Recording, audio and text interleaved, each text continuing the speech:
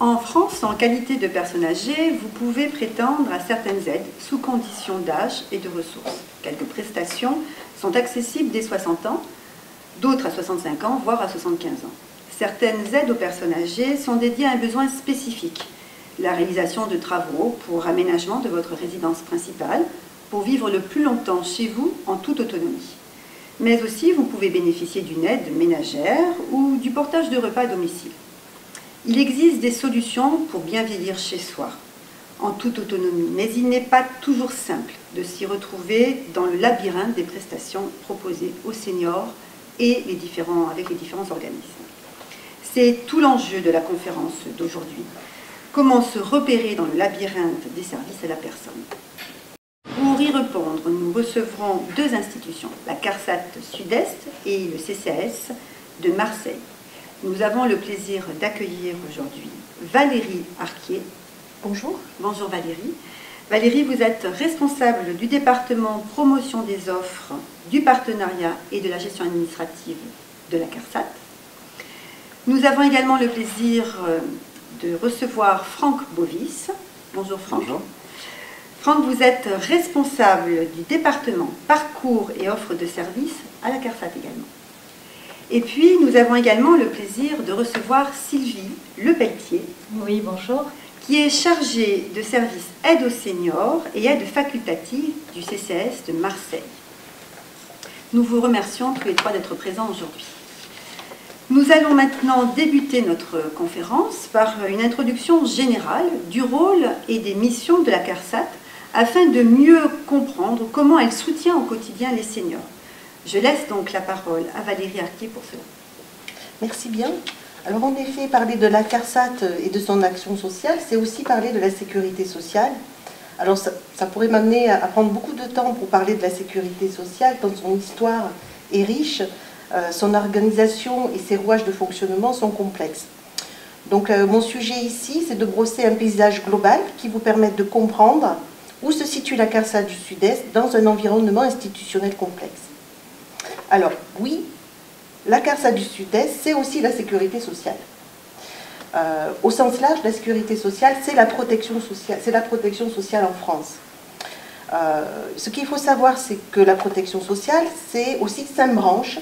Donc, la plupart d'entre vous, vous connaissez, qui couvrent plusieurs risques, notamment tout ce qui concerne la maladie et maternité, à travers les caisses primaires, les accidents du travail et maladies professionnelles, la retraite, bien évidemment, la famille, et tout le monde connaît les prestations familiales, et puis le recouvrement à travers les URSSAF, qui sont disséminés dans toute la France.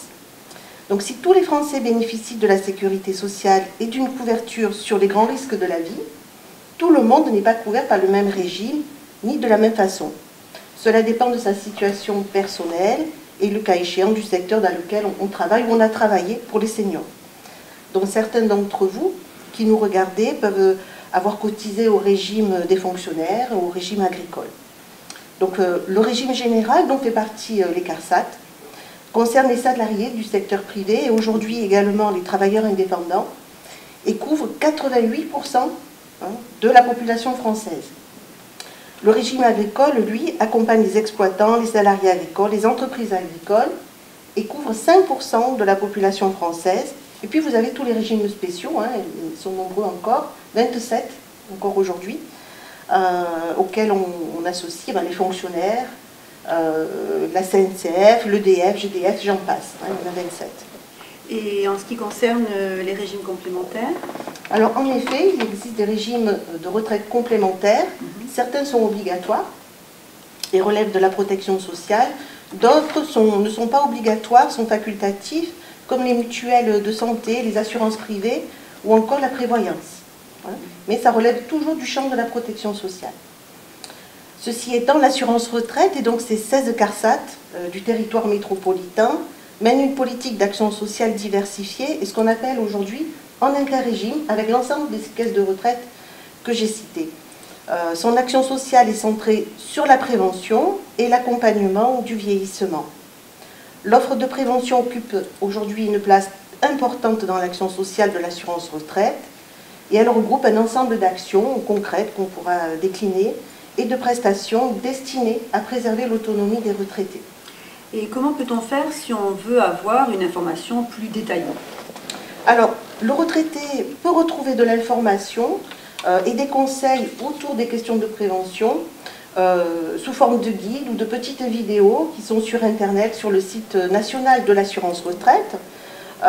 Et donc là, il pourra retrouver tous les conseils pour bien vieillir, des conseils pour adapter son logement. Il y aura également des questionnaires d'auto-évaluation, notamment pour les aidants de proches. C'est pas toujours évident de se sentir concerné en tant qu'aidant. Donc voilà, c'est intéressant de retrouver toutes ces informations sur le site national. Donc en fait, la CARSAT, elle a un rôle préventif important. Est-ce que vous pouvez nous donner des exemples d'actions de prévention que vous mettez en place? Oui. Alors, en région, le retraité peut retrouver également toutes les actions qui concernent la préservation de son autonomie sur un site dédié. C'est une plateforme régionale dont vous retrouverez l'adresse incrustée dans la présentation, je pense. Et donc le retraité peut s'inscrire, ouvrir un compte et trouver un atelier de prévention tout près de chez lui, en proximité, auquel il peut participer avec d'autres retraités. Ce sont des petits groupes de 10-12 personnes sur des sujets qui sont très très variés, qui concernent la prévention et la prévention en tant que facteur clé du bien vieillir. Donc sur des thématiques telles que par exemple la mémoire. C'est un sujet qui inquiète souvent les retraités, les seniors. Et donc des ateliers en 5 ou 10 séances, ça dépend, sont proposés aux retraités en proximité. Une thématique aussi, le sommeil, également une question qui revient souvent, notamment lors du passage à la retraite sur des professions où lorsqu'on était actif, on travaillait par exemple de nuit, donc on a des cycles de sommeil perturbés. Et donc ce type d'atelier permet également d'avoir de l'information et essayer de retrouver des rythmes plus normaux. Voilà. Et puis vous avez également, je dirais, un facteur clé, fondamental du bien vieillir qui concerne l'activité physique et l'alimentation associée.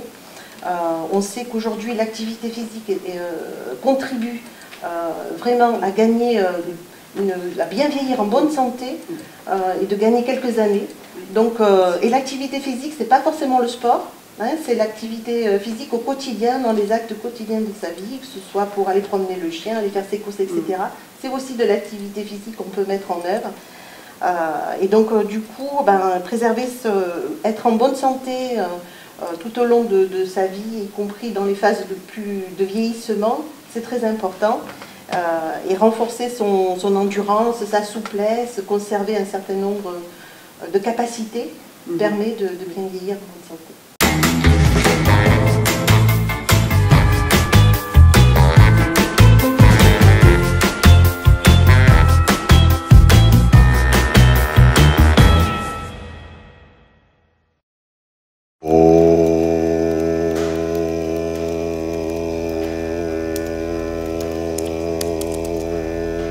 Vous faites quoi, là?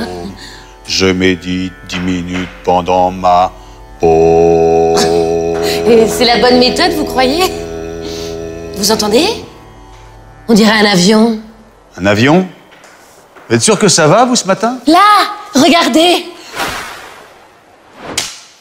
Bon, je me relaxerai une autre fois, quoi. Fin de la pause. Essayez de vous concentrer sur la question du jour. Alors, c'est Gérard, 64 ans. Je sais que faire de l'exercice, c'est bon pour la santé, mais ma femme et moi ne sommes pas de grands sportifs. Que nous conseillez-vous? Il est marrant, Gérard. Il veut faire du sport sans faire de sport. Et il est marrant ou bien il est futé? Ah oui? Il est futé, Gérard? Très futé, même. Oh là, vous affûtez ma curiosité. Gérard demande comment faire de l'exercice sans faire de sport. Nous sommes d'accord? Bah oui, tout à fait d'accord. Faisons un petit jeu. Je vous donne des actions et vous me dites si c'est de l'exercice ou pas. Oh! J'adore les jeux. Je commence. Marcher plutôt que prendre les transports. Exercice. Conduire. Ah bah pas exercice. Bien. Prendre les escaliers plutôt que l'ascenseur. Exercice. Faire du jardinage. Ah, j'ai pas de jardin. Bah exercice, bien sûr. Bien joué. Quand on fait son jardin, on bouge. Oui, mais j'ai toujours pas de jardin. Et promener son toutou. Ah ben, j'ai pas de chien. On fait comme si... Exercice. Et courir avec le chien qu'on n'a pas. Oh, bah alors là, gros exercice. Eh ben voilà, vous avez pigé. Mais c'est facile, votre truc. Il suffit de trouver une bonne excuse pour bouger. Exactement. L'exercice physique fait travailler et entretient le tonus musculaire, équilibre, souplesse et endurance, et ça diminue les risques de nombreuses maladies. Bon, c'est limpide. Oui, je suis sûr qu'on peut faire des tas de trucs en famille ou en groupe. Ouais, tiens d'ailleurs, peut-être que notre ami Gérard a envie de sortir pour danser avec ses amis. Hey, vous êtes futé, vous. Je vais en parler à Gérard. Et la pétanque, ça marche aussi? Mais oui, l'important c'est de bouger au total 30 minutes par jour. 30 minutes? Ou 3 fois 10 minutes, si vous préférez. Oh, bah, je préfère, oui.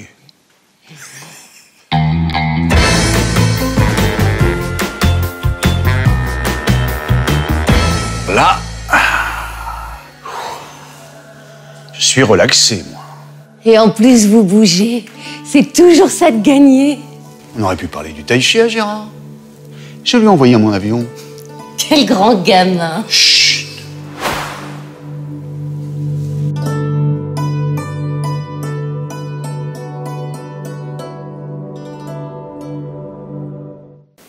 En fait, la CARSAT, elle tente de répondre, elle répond même aux besoins quotidiens des personnes âgées.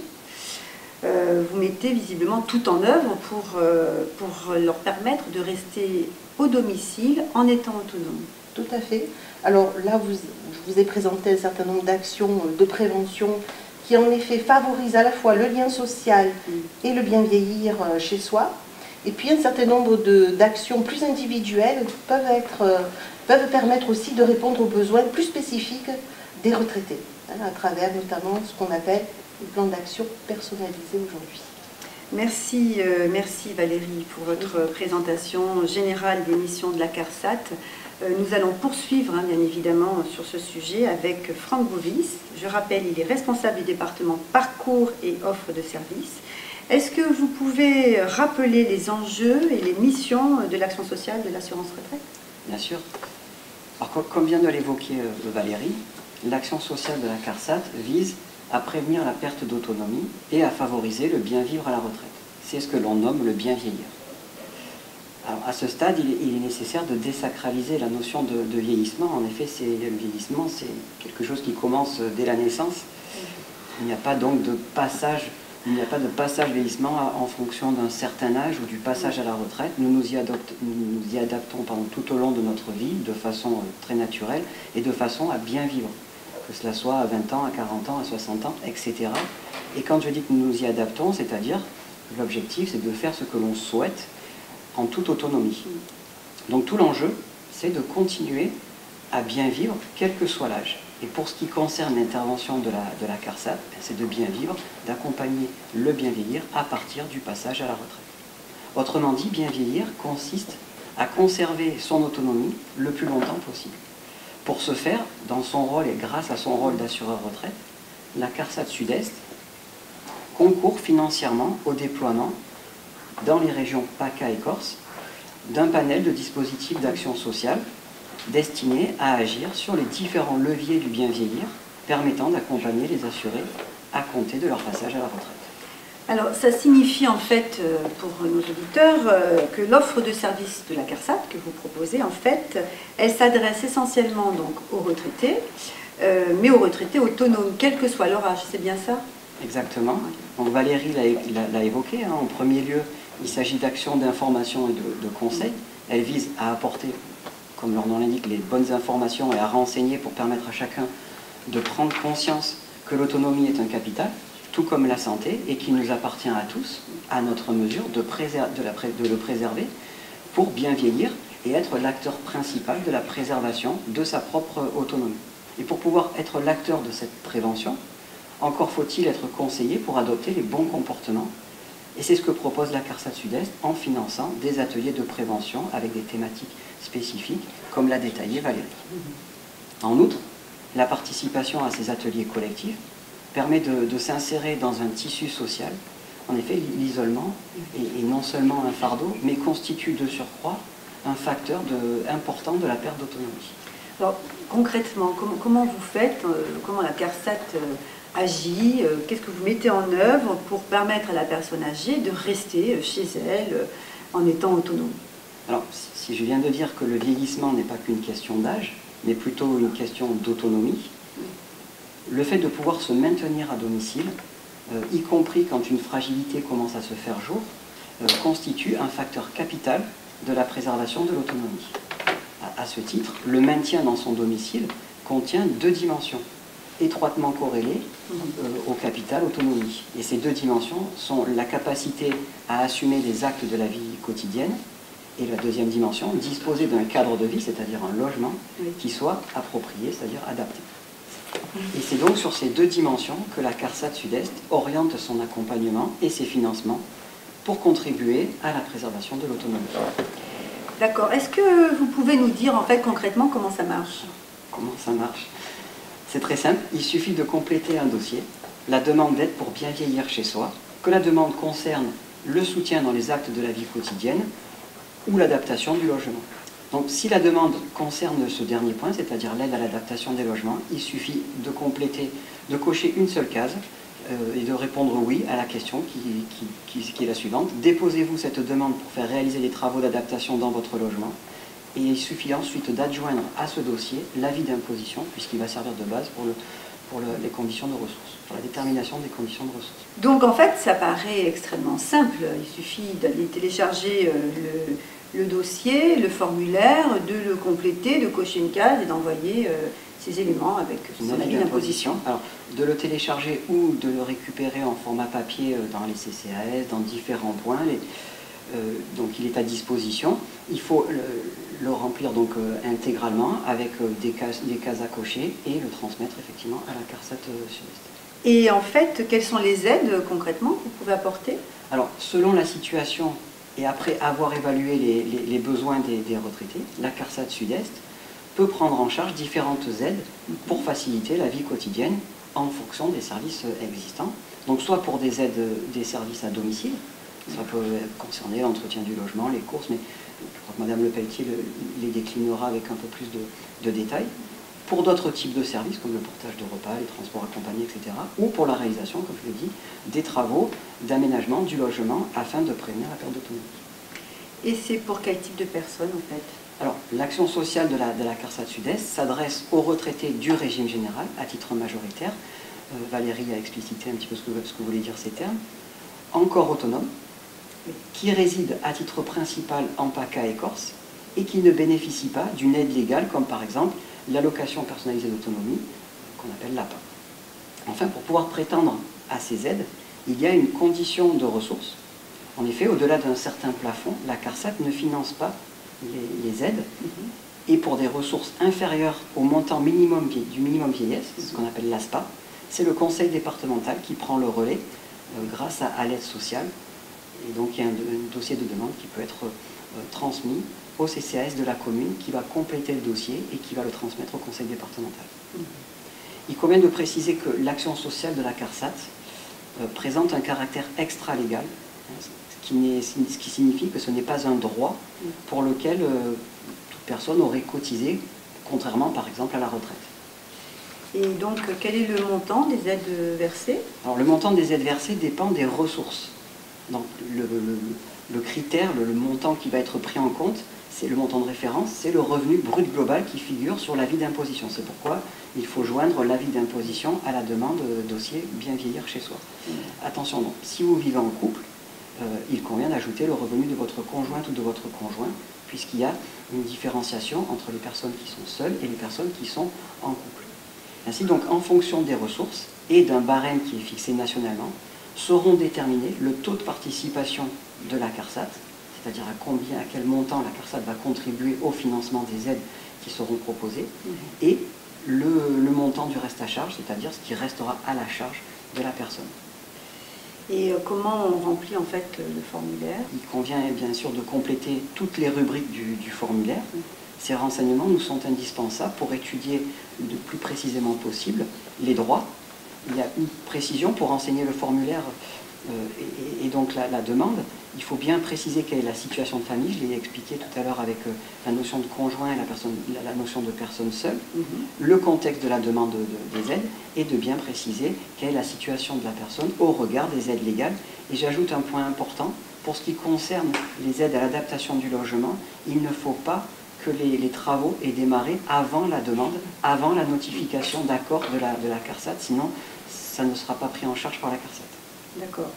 Et donc ensuite, à qui on envoie ces éléments? Alors, quel que soit votre lieu de résidence sur les régions PACA et Corse, il convient d'adresser ce formulaire, donc le dossier pour la demande d'aide pour le bien vieillir chez soi, ainsi que l'avis d'imposition, à la CARSAT à Marseille, c'est-à-dire au 35 rue Georges, 13 386 CEDEX 20, et si vous rajoutez département, parcours et offre de service, c'est super. C'est parfait, ça arrive chez vous en fait, voilà. C'est vous qui traitez. Et donc du coup, comment vous allez traiter la demande? La demande va être traitée en plusieurs phases. Dans un premier temps, on va réceptionner la demande, on va s'assurer de la complétude du dossier, c'est-à-dire que le formulaire a été intégralement complété, qu'il est joint à ce formulaire l'avis d'imposition.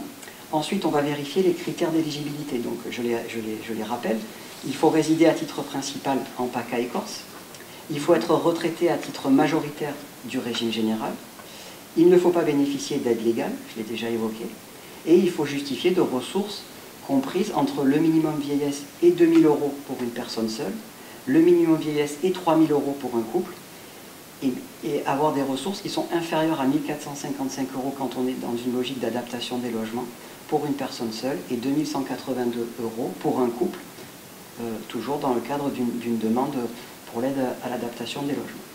Une fois que l'éligibilité a été établie, à ce moment-là, la CARSAT procède à une commande d'évaluation pour déterminer quels sont les besoins de la personne. Donc elle va adresser cette commande à des professionnels qui vont prendre contact avec la personne âgée pour se rendre à domicile afin d'évaluer la situation de la personne. Et c'est ce que va décrire Madame Lepelletier. Je précise juste pour conclure que cette évaluation est gratuite pour le bénéficiaire, c'est la CARSAT qui la finance. Et d'où maintenant le CCAS qui va à son tour intervenir en fait. Bien, Monsieur Franck Bovis, merci beaucoup pour votre intervention. C'était une présentation très claire. Et maintenant, nous allons donner la parole au CCAS de Marseille, à Madame Sylvie Lepelletier, qui est conseillère en économie sociale et familiale, qui est maintenant chargée de service aide aux seniors et aide facultative depuis 7 ans, et qui travaille depuis 33 ans au CCAS. Donc vous allez nous présenter le service d'évaluation du CCAS de Marseille. Nous vous écoutons avec intérêt. Bonjour, comme vous venez de le dire, le CCAS a un de ses services, qui est le service d'évaluation, pour lequel on travaille sur commande de la CARSAT.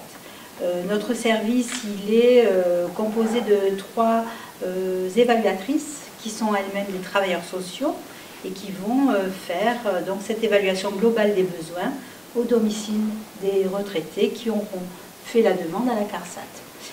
Nous intervenons sur Marseille, mais pas tout Marseille. Marseille, par voie de convention avec la CARSAT, on a une convention qu'on appelle tripartite, parce qu'on est 3. CARSAT, CQFD, qui est notre collègue qui intervient sur la moitié des arrondissements de Marseille, et donc le CCAS de Marseille. En ce qui me concerne, donc, mes collaboratrices, les 3 travailleurs sociaux évaluatrices, interviennent sur le 4e, 5e, 6e, 9e, 10e, 13e et 14e arrondissement. Ce qui veut dire que les autres arrondissements sont couverts par l'équipe des évaluatrices de CQFD, qui est une association. Très bien, merci pour cette présentation très, très claire. On voit que le CCAS intervient sur de nombreux arrondissements sur Marseille. Est-ce que vous pouvez nous expliquer comment s'organise l'évaluation des besoins?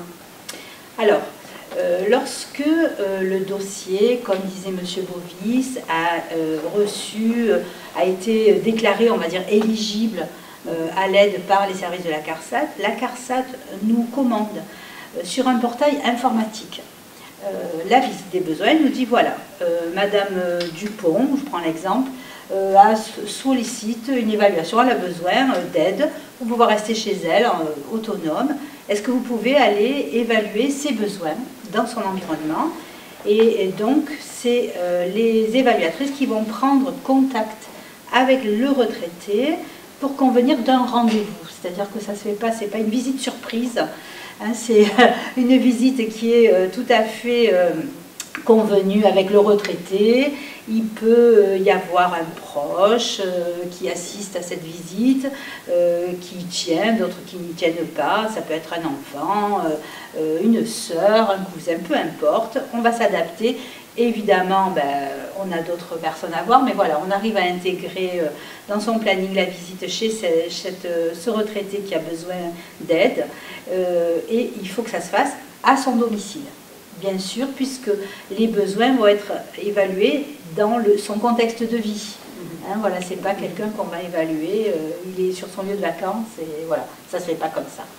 Voilà, donc on va l'appeler, on va prendre rendez-vous avec cette personne. La visite, elle va durer entre 1 heure, 1h45, en fonction des besoins, des questions qui peuvent être abordées. L'évaluatrice travaille sur un petit ordinateur portable, donc elle va s'installer à table avec la personne et pouvoir discuter et remplir ce document directement en ligne sur son ordinateur. Voilà, donc l'évaluateur va pouvoir donner au fur et à mesure des conseils de prévention et des solutions qui peuvent être adaptées aux besoins. Alors on distingue toujours la demande et le besoin, parce qu'effectivement quelqu'un va faire une demande, mais après l'évaluatrice avec son œil expert, on va dire, va pouvoir repérer des besoins. La personne n'aura pas senti qu'elle avait besoin de ça, mais on peut lui dire, regardez, si vous aviez telle et telle adaptation, ça serait peut-être plus confortable pour vous. Ah oui, en effet, je ne savais pas, je ne connaissais pas, voilà, tout dépend. Oui, vous allez répondre à des besoins spécifiques. Spécifiques, tout à fait, oui. Et donc, quels sont les domaines interrogés? Alors, l'évaluation qui dure, comme je vous disais, entre 1 heure et 1h45, elle va brosser. C'est vraiment une évaluation globale, l'évaluation des besoins. Elle va brosser les différents domaines de la vie au quotidien du retraité. Alors, qu'est-ce qu'il y a dans les domaines de la vie? On va parler de l'état de santé en général. Alors, je rappelle, nous sommes travailleurs sociaux, non pas médicaux. Donc, on ne travaille pas sur le certificat médical, mais sur qu'est-ce qu'en dit la personne de son état de santé ou qu'est-ce qu'elle a envie d'en dire. Hein, voilà. Donc, quel est son ressenti? Est-ce qu'elle a été hospitalisée? Je tourne mes pages en même temps, excusez-moi. Voilà. Donc, est-ce qu'elle a des appareils auditifs, porte des lunettes? Est-ce qu'elle a été hospitalisée? Enfin, voilà, tout ce qui peut relever du domaine de la santé. Est-ce qu'elle a constaté des problèmes de mémoire, un peu plus de fatigue ces derniers jours? Tout ce qui est important, ce qui est vraiment se rattache à la vie au quotidien. Ensuite, on va évaluer la motricité. Et puis, il y a même un petit test de marche. On va regarder la personne, combien de temps elle va mettre pour marcher. Enfin bon, c'est un peu la surprise, il ne faut pas tout raconter. Hein. Mais voilà. Donc, les gens, on va leur demander, est-ce qu'ils ont du mal à monter? On a 2 marches pour aller à la salle de bain. Ces jours-ci, je me rends compte que ces derniers mois, ces marches, je les marche plus difficilement. L'autre fois, mon pied gauche, il s'est accroché au rebord de la marche. Vous voyez, tous des petits signes. Et peut-être que c'est juste dans le discours que ça va être abordé par le retraité. L'évaluatrice, elle va entendre ça. Elle va dire, tiens, la personne m'a dit qu'elle avait accroché son pied l'autre fois au nez de marche. Mais peut-être que c'est justement parce qu'il y a une motricité qui commence à s'affaiblir ou qui a besoin d'être un peu soutenue. Voilà. En ce moment, est-ce que quand on va faire des courses, on se dit oh là là, mais les courses, pourtant j'achète la même chose, mais ça me paraît lourd. En ce moment, oui, parce qu'on a un peu plus de difficulté à soulever un pack de 6 litres de lait. Alors qu'avant, on montait ces 2 étages avec ces 6 litres de lait facilement. Non, ces derniers jours, on n'en achète plus que 3, parce que 3 par 3, vous voyez, tous ces signes-là, tout ça va être interrogé par l'évaluatrice et va être abordé avec le retraité et ce qu'il a envie de raconter de sa vie actuelle. Ensuite, on va interroger aussi les conditions de vie. Alors, est-ce que je vis seule? Est-ce que, non, ma fille, moi je suis au 1er étage, ma fille habite au 2e étage, et ma fille, elle vient tous les jours, ou ma fille me fait les courses tous les week-ends. Ou alors non, je suis complètement seule, parce que moi je ne suis pas du tout de la région, je n'ai pas d'amis, voilà. Ou mes voisins sont très désagréables, ça arrive malheureusement, et je suis très seule, je peux compter sur personne, voilà, ça peut être... Donc on va essayer de voir si cette personne, elle peut avoir sollicité une aide dans son entourage immédiat, parce que ça permet de faciliter le quotidien quand même, l'aide. Hein. Voilà, on n'est pas tout seul. Ensuite, on va interroger le lien social. Est-ce que j'ai des contacts avec mes voisins dont on parlait, qui ne sont pas toujours désagréables, avec mes voisins, avec le commerçant du quartier, chez le coiffeur, est-ce que ma famille m'appelle tous les soirs, 2 fois par jour, est-ce que je fais des visios, puisque maintenant on peut avoir un enfant qui est à l'étranger, mais avec qui on est en lien quand même très étroit avec les nouvelles technologies, hein, on le sait, c'est très pratique. Voilà. Ou est-ce que je suis complètement isolée? Est-ce que j'utilise Internet? Est-ce que j'ai un équipement? Est-ce que j'ai une connexion? Voilà, où j'en suis de tout ça. Prochain domaine qui va être interrogé, c'est les activités, le loisir, les déplacements. Est-ce que je me rends dans un club ou non? Mes activités, c'est juste, je fais un peu de broderie, de tricot à la maison, ou alors non, je fais de la broderie et du tricot, mais dans un club, où donc je rencontre d'autres retraités avec moi, puis on échange sur nos travaux. Est-ce que je ne regarde pas la télé parce que ça ne m'intéresse pas? Est-ce que j'aimais beaucoup lire, mais actuellement, je ne peux plus lire parce que je ne vois plus, parce que ma vue a énormément baissé, et vraiment, c'est quelque chose qui me manque, parce que j'étais un grand lecteur. Hein, voilà, tout ça, vous verrez après, l'évaluatrice, elle l'entend tout ça.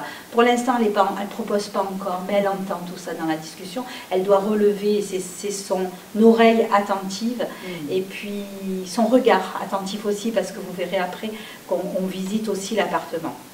Et puis, que va dire la personne? On va l'interroger sur la notion de bien-être, parce que la personne, c'est important de savoir son moral. Où elle en est, comment ça va ces derniers jours, ces derniers temps. Est-ce que vous êtes triste? Alors bon, en ce moment, malheureusement, on ne va pas remettre le Covid sur le tapis, mais quoique, ça quand même, ça use un peu le moral, et donc il faut rester positif. Mais bon, il y a des gens qui sont quand même très touchés par ce qui se passe actuellement. Voilà, on va demander si on se sent bien, si voilà, est-ce qu'on se sent bien ou pas bien dans sa vie d'aujourd'hui? Parce qu'on peut être tout à fait, et on est là pour ça, être bien dans sa vie de retraité. Hein, voilà. On va interroger les facultés cognitives. Alors ça, c'est un peu technique, c'est les tests de mémoire, des tests de vocabulaire, rapidement, pour voir est-ce qu'on a des troubles de la mémoire, est-ce que c'est juste parce qu'on est fatigué ponctuellement, ou est-ce que peut-être qu'il va falloir en parler avec le médecin, voilà, tout ça, est-ce qu'on est très fragile par rapport à ça, parce qu'on a tellement d'inquiétudes qu'on perd les mots, qu'on ne trouve plus les mots, hein, voilà, il peut y avoir, et tout ça, il faut qu'on le sache, qu'on puisse l'évaluer pour pouvoir évidemment agir, puisque il y a des moyens de ne pas être pas bien, quoi, en fait, hein, c'est ça. Ensuite, on va interroger un autre domaine qui est l'habitat, le cadre de vie. L'évaluatrice va demander à la personne retraitée de visiter son logement. Alors, bien sûr, si elle le souhaite, mais c'est mieux quand même, parce que l'évaluatrice, elle va voir alors des logements qui pourraient être peut-être désencombrés, une organisation de placards, parce que la personne, elle a les produits qu'elle utilise le plus souvent, qui sont le plus en hauteur, alors que ceux qu'elle n'utilise pas, qui sont très accessibles. Donc pourquoi pas proposer d'inverser le rangement des placards, organiser, déplacer un meuble, enlever les tapis. Alors ça, si on veut bien, au moins accepter de les coller au sol, parce que souvent, on l'a tous vécu, on se prend le pied dans le tapis. Faire un petit chemin lumineux quand on sait que la nuit on se lève pour aller aux toilettes, pour que ce soit en sécurité, etc. Donc on visite et on voit, et on interroge la personne. Est-ce que vous êtes à l'aise chez vous? Est-ce que vous trouvez que ce logement est adapté pour vous? Est-ce que vous arrivez à vous déplacer correctement dans votre intérieur, etc. Voilà. Et donc, à partir de l'ensemble de ces éléments, de ces domaines qui sont interrogés, vous allez élaborer un plan d'action. Est-ce que vous pouvez nous en dire un peu plus en nous donnant des exemples concrets? Oui, j'ai commencé un petit peu à en parler tout à l'heure. Tout ça, c'était pour vous dire, voilà, d'abord l'évaluatrice, elle observe, elle interroge, elle entend, elle écoute attentivement, et après, c'est bien beau de repérer des petites difficultés, mais on en fait quoi? Donc, tout son travail, c'est de proposer. Et c'est ça que je voudrais que les retraités qui nous écoutent, qui nous regardent, comprennent, c'est qu'à l'heure actuelle, on ne peut pas être malheureux de vieillir. On doit être heureux de vieillir, parce que actuellement, si on a tous des difficultés, et on le voit déjà à nos âges, moi j'ai aussi plus de 50 ans, je vois bien qu'il y a des choses dans ma vie où je ne les fais pas comme je les faisais quand j'avais 20 ans, 30 ans. C'est normal, chaque fois, il y a des choses qu'on fait moins bien. Et bien, ce qui est positif actuellement, c'est que de nos jours, on s'y penche, la CARSAT est très sensible, et on essaie de trouver et il existe des moyens de rendre la vie possible et agréable, même avec des limitations. Donc c'est ça en fait la préconisation, et c'est ça qui est important de retenir. Donc on va effectivement proposer des services. Alors le plus souvent, Franck Bovis en parlait tout à l'heure, quand on dit on va avoir besoin d'être aidé dans son quotidien, dans sa vie quotidienne. Je parlais des litres de lait qui étaient difficiles à porter, ou alors je suis fatiguée, il fait froid, j'ai pas trop envie de sortir parce que je m'enrhume très vite. On peut avoir une aide à domicile, ce qu'on appelle, tout le monde dit l'aide ménagère, hein, mais une aide à domicile qui va venir, qui va donner un coup de main pour les courses, qui va donner un coup de main pour le sol, parce que j'ai mal au dos, c'est plus facile, c'est un peu difficile actuellement pour moi de faire mon ménage. Ça peut être quelqu'un qui va m'aider à trier mes légumes, parce que j'arrive plus à peler mes pommes de terre, et pourtant j'adore des pommes de terre vapeur. Alors je me fais aider par quelqu'un. Vous voyez, ça peut être... pour faire des lessives, m'aider dans l'entretien de mon linge. Il peut y avoir du portage de repas à domicile, parce que je ne sais plus trop cuisiner, je suis très gourmande, mais je n'arrive plus à cuisiner, donc on peut me porter des repas qui sont déjà cuisinés. On peut proposer aussi des aides pour maintenir le lien social. Alors, de plusieurs façons.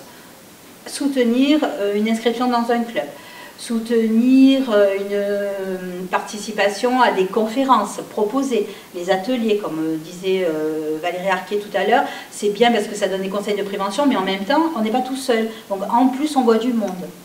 Donc ça facilite aussi ce lien social qui est très important. Voilà, on peut avoir des aides sur la vie quotidienne, la sécurité, ça j'en ai un peu parlé quand je parlais du logement, mais ça peut être aussi de la téléassistance, parce que en ce moment on a souvent des vertiges, on chute et on a peur d'être au sol, que personne ne se rende compte qu'on a passé toute la nuit au sol. Donc on a une téléassistance et on va alerter un proche, les services de sécurité. On peut avoir tous les soirs, moi je suis dans un quartier où il faut que je ferme mes volets, mais moi mes volets sont trop durs à fermer. On peut réfléchir à installer une électrisation des volets, donc ça c'est aussi, c'est facilitant, puis ça met en sécurité. Les serrures qu'on n'arrive plus à tourner parce qu'on n'a plus assez de force dans les mains, pourquoi pas changer la serrure de sa porte d'entrée, voilà. Il peut y avoir des soutiens pour les aidants, puisqu'on peut être soi-même retraité et aidant d'un proche, aidant de son conjoint souvent. Moi je rencontrais quelquefois des retraités, des personnes âgées qui étaient aidantes de leurs enfants. Parce qu'on peut avoir des retraités de 90 ans qui ont un enfant de 70 ans malade et qui doivent se rendre à maison de retraite pour rendre visite à leur enfant aussi. Bon, le plus souvent, c'est vrai que c'est le conjoint, on ne souhaite pas avoir un enfant malade à accompagner, mais malheureusement, la vie, quelquefois, n'est pas celle qu'on voulait. Donc, il peut y avoir des aides pour avoir des centres d'accueil de jour, assister à des groupes de parole, conseiller, tiens, dans votre quartier, il y a un groupe de parole, allez en parler, parler de vos difficultés, etc. Voilà. Merci. On voit que le CCAS est très actif. Je veux dire, aujourd'hui, si une personne souhaite vraiment rester à son domicile, il y a toute une palette d'offres et de services, de soutien, y compris financier, pour lui permettre de rester chez elle, d'être accompagnée, de ne pas se sentir seule. Le vieillissement, certes, on vieillit tous, mais on vieillit accompagné, soutenu. C'est ça. C'est rassurant en fait. Je trouve aussi. Je trouve ça rassurant. Voilà, je trouve ça rassurant parce que c'est vrai que la vieillesse aussi inquiète. On se dit on va se retrouver, ça va être difficile. Oui, c'est sûr que c'est difficile, mais on a des prestataires, des organismes comme la CARSAT, puis comme le CCAS, avec des professionnels qui sont là pour nous aider et nous rassurer, voilà, et trouver des solutions avec nous. Oui. Oui, merci beaucoup. Alors, le CCAS de Marseille, c'est aussi d'autres services de soutien. Est-ce que vous pourriez en parler un petit peu? Alors, il n'y a pas que le service d'évaluation pour la CARSAT au CCAS de Marseille, mais on a aussi d'autres services pour les seniors. On a des résidences autonomie sur Marseille, où il y a des gens qui peuvent vivre, voilà, qui sont encore autonomes, qui vivent, mais dans un lieu collectif, entouré de collègues âgés, retraités, où on partage des moments forts de la journée. Il y a des clubs de loisirs, il y a des services de soutien à domicile, il y a le pôle info-senior, le CCAS porte un pôle info-senior qui est un dispositif qui est piloté par le département des Bouches-du-Rhône, mais on porte le pôle info-senior Marseille Sud-Est sur les 8, 9, 10 et 11e arrondissements de Marseille. Et puis on a aussi un service qui est le service de prévention et vie sociale, où il y a de la veille sociale téléphonique tout au long de l'année pour justement lutter contre l'isolement. Et puis on fait aussi des conférences thématiques pour les retraités. Merci beaucoup pour tous ces éléments. Et j'oubliais, il y a aussi l'accueil de jour quand même pour les personnes voilà, qui sont atteintes de maladie d'Alzheimer. On a un établissement qui accueille à la journée des retraités, qui leur propose des activités, qui les accompagnent, qui permettent à Saint-Tron, dans le 10e arrondissement à Marseille, et qui permettent aussi aux aidants de pouvoir se poser un peu. Oui, bien sûr. Voilà. Bien sûr. D'ailleurs, ça fera l'objet d'une prochaine conférence. Oui. Merci beaucoup pour votre intervention riche. C'est très clair maintenant, je pense, pour le public et pour nous tous. Je vais redonner la parole à Franck Bovis, parce que vous allez donc nous expliciter la dernière phase, qui est le retour de l'évaluation. Oui, si juste je reprends le fil en fait, du circuit de la demande. On a dit au départ qu'on avait, la personne remplit un dossier bien vieillir. Ensuite, elle l'adresse à la CARSAT. La CARSAT vérifie l'éligibilité. Elle transmet ensuite une commande d'évaluation à Madame Lepelletier ou pour toute la région à tous les services d'évaluation qui nous permettent de mailler tout le territoire, PACA et Corse. Madame Lepelletier vient de nous présenter ce qui se passait pendant l'évaluation. Et donc, une fois qu'elle a terminé l'évaluation et qu'elle a fait des propositions d'accompagnement de la personne, un accompagnement personnalisé, comme on dit, un plan d'action personnalisé, elle va le retourner à la CARSAT par un portail. Et donc la CARSAT va synthétiser ce plan d'action, va le notifier à la personne âgée, donc au retraité plutôt, pour lui dire voilà l'accompagnement dont vous allez pouvoir bénéficier, voilà ce que va financer la CARSAT pour cet accompagnement. Et donc c'est une notification. Elle va également informer les services d'aide à domicile qui vont intervenir dans le cadre de cet accompagnement personnalisé. Et donc cet accompagnement personnalisé va s'étirer sur une durée d'1 an. Au bout de 8 mois, après la notification, la CARSAT va ressolliciter Madame Lepelletier pour lui dire est-ce qu'avant la date d'expiration de cet accompagnement, est-ce que vous pouvez reprendre attache avec la personne retraitée pour retourner, réexaminer sa situation pour envisager la suite qui va être réservée à ce plan d'action personnalisé qui lui a été attribué pour une durée d'1 an. Est-ce qu'on repart sur le même plan d'action? Est-ce qu'on l'adapte? Est-ce qu'il y a d'autres dispositifs qui doivent être mobilisés? Ça, c'est pour le plan d'action personnalisé, c'est ce qu'on vient d'évoquer. L'autre situation, c'est pour le projet de vie. L'autre situation concerne le cadre de vie.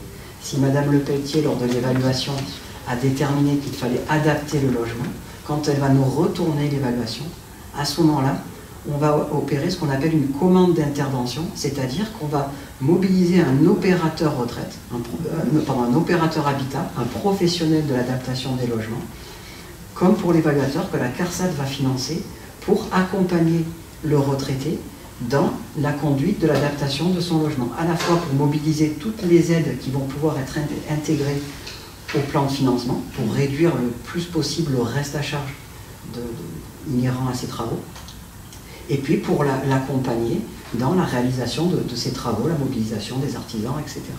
Ça, c'est pour l'adaptation des logements. Et je me permets juste, en guise de conclusion pour les aides, d'évoquer l'aide au retour à domicile après hospitalisation pour des personnes qui sont hospitalisées. La CARSAT a passé des conventions avec les établissements sanitaires qui permettent aux assistantes sociales de ces établissements de pouvoir solliciter la CARSAT pour mettre en place un plan d'action personnalisé, temporaire, de 3 mois, pour permettre la sortie d'hospitalisation dans les meilleures conditions possibles, pour accompagner la personne pendant 3 mois et éviter la réhospitalisation. Voilà pour les dispositifs, et peut-être donc juste pour conclure par rapport à ce qu'on s'est dit sur l'intervention de la CARSAT avec ses partenariats avec les évaluateurs. L'objectif de la CARSAT, à travers son offre de services d'action sociale, en tout cas ce qu'on a essayé de faire passer comme message aujourd'hui, dans le contexte du vieillissement de la population et de l'augmentation de l'espérance de vie, c'est de concourir au bien vieillir. Et concourir au bien vieillir, ça consiste en quoi? Ça consiste à mobiliser tous les dispositifs qui permettent de rajouter de la vie aux années, plutôt que simplement des années à la vie. C'est une belle formule. Merci à vous. Merci à nos 3 intervenants aujourd'hui. à la CARSAT Sud-Est, au CCAS de Marseille, pour leur explication très claire. Aujourd'hui, on s'y retrouve grâce à vous et à vos présentations dans le labyrinthe des prestations, des offres de services que vous proposez. Et bien, nous allons vieillir bien, autonomes, accompagnés et soutenus grâce aux prestations que vous nous proposez. Merci à vous tous. À très bientôt. Merci.